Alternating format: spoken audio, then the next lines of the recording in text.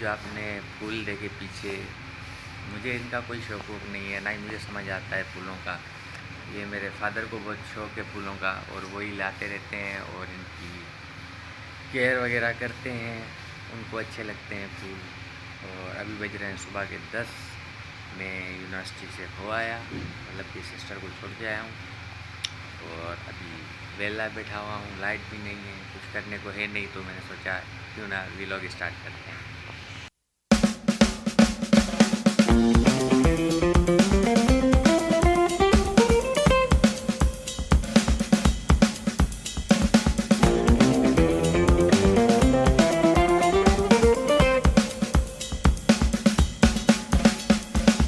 तो जैसा कि आप देख रहे हैं, हमारे घर में टमाटर की भरमार लगी हुई है।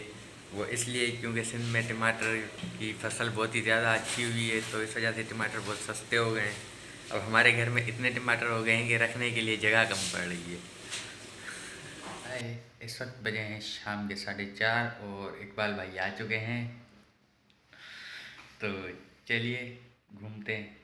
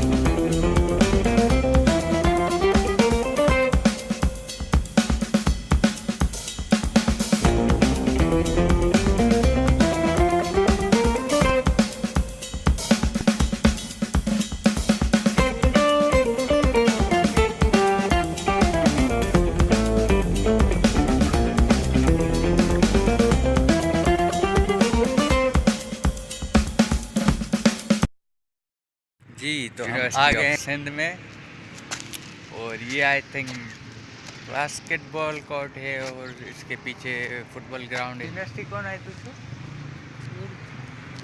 अच्छा, बहुत ही सुकून है यहाँ पे। और इस वक्त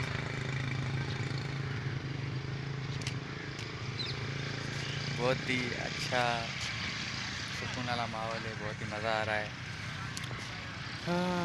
लड़के आए हुए हैं, कुछ क्रिकेट खेल रहे हैं, कुछ फुटबॉल। तो फ़ोटो निकल रहे हैं, इकबाल भाई फ़ोटो शूट कर रहे हैं नेचर का, और मेरा मज़ा आ रहा है। वीडियो चालू हो गई है भाई। हाँ अरे तू कल वाला बैठा है यार, कल वाला भी बैठा है बंदा। अस्सलाम वालेकुम। क्या हाल है? कुछ नहीं होता इसमें, सही है। हाँ हाँ।